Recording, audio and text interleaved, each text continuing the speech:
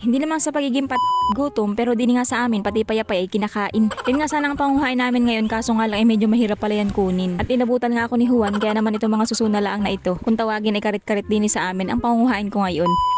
At yun na nga for today's video ay wala nga pala si mamang magawa sa buhay, kaya naman ako sinamahan nga para manguha daw ng payapay. Ang mga payapay nga pala kadalasan naman talaga yan inilalaruan lang namin nung kami mga bata pa. Pero sabi nga ni mama meron daw talagang klase ng payapay na pwedeng kainin. Dati pa nga daw pala kami nag-aulam na nga niyaan, kaso parang wala man akong matandaan na nag-ulam kami ng gayan. Pero yung mga kapatid ko nga ay tanda nila, ay awan at parang wala man akong matandaan. Ang tanda ko lang ay di yun nangunguha kami sa tabing ilog at nilalaruan nga namin at ang gaganda nga ng kulay niyan. Nga pala ito nakawit ni mama ay sipit lang at naiwan nga yung katawan doon sa loob ng butas. Nga pala hindi lahat ng klase ng payapay ay pwedeng kainin. Yung ganitong klase lang daw pwedeng makain. Kanina pa nga pala si mamang kawit ng kawit dyan ay wala man lang makuha. Dati ang ginagawa namin ay dinudukot lang namin, kaso nga hindi may madudukot dyan at gawa ng napakatigas ng lupa. Mabuhangin kasi. Kaya naman ay ayun, puro sipit na lang ang nakukuha ni mama. At saka parang ako inaabutan ng tamad ngayon magdukot ng payapay. At pati nga sa pagbo-voice over parang ako inaabutan din ng tamad. Ayan o yaan. May nakita nga pala si mama dito na isa na ayun nakuha niya agad. Hindi niya kailangan ng kawitin kasi hinarangan niya yung butas. Ganyan din ang ginagawa namin noon kapag kami nangunguha ng payapay, hinaharangan baga namin yung butas. Kaya nga lang kapag patagilid lang ang butas nun. Kapag kasi patayo ang butas niyan ay mahirap harangan at gawa ng malalim ang butas niyan. Gets nyo? Di ko rin gets. Basta gayon. Papunta nga pala kami ngayon sa palaisdaan at dun nga daw marami niyan. At saka madali lang ang kunin at gawa ng putikan. Kaso pagdating nga namin din sa palaisdaan ay puno naman ng tubig. Dati kasi ay di nila ang kami nangunguha sa gilid ng palaisdaan. At napakarami nga niyan at malalaki din. Kaso nga ngayon ay parang way klarong makakuha kami. Kaya naman ay pumunta na nga lang kami ng kapatid ko din sa tabing dagat. Tapos si mama naman ay kukuha daw siya ng lupa at ilalagay nga daw niya sa kanyang halaman. Magtitingin lang kami dito ng wala lang kahit ano kung anong makita namin din eh. O diba, for today's video ay parang nag-aasikot lang kami. Ay ewan pa baga sa vlog namin ngayon parang walang apatunguhan. Nakakita nga pala ako ng talisay at pinamulot ko na. Kapag ako'y nakakita ng ganito din sa tabing dagat ay talagang hindi ako nakakatiis na hindi adamputin ay. Abay masarap kaya yan nung ako ay bata pa ay nangangataga ang daliri ko kakatilad ng ganyan. Kapag talaga tayo tumatanda na parang namimiss natin yung mga gawain natin nung tayo bata pa. Habang yung mga tao natin sa paligid ay apuradong-apurado na at kung kailan daw baga ako gaasawa. Naku, wag nga ako, makikikain lang kayo. So yun na nga at naisipan na lang namin manguha ng karit-karit at napakarami nga din nadaanan namin din sa maliliit na pipisik. Nag-iipon-ipon sila din sa katawan ng pipisik. Ito nga palang klase ng suso na ito ay maliit laang pero masarap nga daw din daw ito. Din daw ano daw?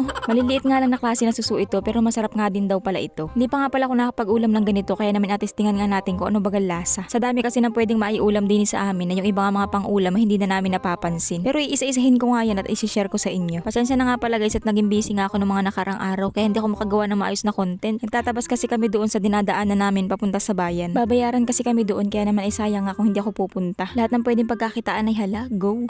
Pala sa panguha ng ganitong suso ay wag ka lang bastang sugod na sugod din sa mga puno. Magtingin-tingin ka rin sa mga dahon at yan ay paboritong tirhan ng mga putakti. Ay lalo na sa puno ng pipisik. Pagkatapos nga pala namin manguha ng karit-karit ay nanguha na nga rin pala kami nitong dampalit. Ilalahok ko nga pala ito sa lulutuin ko ngayon para maiba naman at may gulay. Kadalasan nga pala itong mga dampalit ay binabahog lang namin sa baboy o pinapakain baga. Pero pwede nga rin pala itong gulayin. Kadalasan ito yung nilalahok namin sa mga ginataan. Pero syempre dahil nga ito tumutubo na lang kung saan at kadalasan nga ito tumutubo sa mga pilapil kaya naman ipipili ka man lang na maganda-ganda ang itsura at gawa ng inataihan din niya ng mga aso. Kaya naman inanguha nga kami ay dini sa tabing dagat, dini baga sa buhanginan. So yun na nga at mabalik tayo at yan ang lamog naman talaga ay. Alam na pagkain ng usapan ay idadamay pa yung tai. Pero may pagkalamog man po ay totoo naman po yung sinasabi ko. Nga pala tinabag ko muna ito bago lutuin at gawa na may mga buhangin nga. Tapos inilaga ko na nga rin pala muna bago ko pitiwan o tanggalan baga ng puwitan para daw madaling sipsipin. Nga pala masarap lahukan ng dampalit ay tilapia lalo na kapag agataan mo. Nga pala marami kami nakuha, konti nga lang pala yung niluto ko at nakakaumay din naman sa pagpitiw at yan ang dami. At saka ako lang din naman na mag-aulam nito kaya naman ay okay na nga rin yan. At atestingan ko lang din naman kung ano bagang lasa. At nagluto na nga rin pala ako ng popcorn at pagkatapos ko nga dito mag-video, ako'y manonood naman ng K-drama. Matambay muna ako din sa aking kubo. Masarap kasi tumambay dito at presko. Hindi nga lang talaga ako makapag-voice over dito at gawa ng yung ingay sa bahay ay rinig hanggang dito. So yun na nga mga katabo, di kain po tayo. At ang una kong tinikman ay rin dampalit. Dati na nga pala kami nagugulay ng dampalit kaso nga lang ay bihira lang. Tapos ito nga palang karit-karit ay first time ko lang makatikim ng ganito. At ang lasa niya ay parang kalasa lang din siya ng balilit. Kung natatandaan nyo guys yung nakaraan kong vlog, di natandaan nyo. Hindi ganito lasa nun. Kalasa siya ng balilit. Medyo hindi nga lang pala itong magandang iulam at gawa na parang hindi man lang nalasa sa kanin at yan ang liit nga ng laman. Ang masarap lang dito ay papak o di kaya naman ay pulutan siguro. Kaso nga lang ay kawawa naman na mahilig sa pulutan dito at hindi man lang mabubusog. Pero masarap naman ang lasa. So yun lang, bye!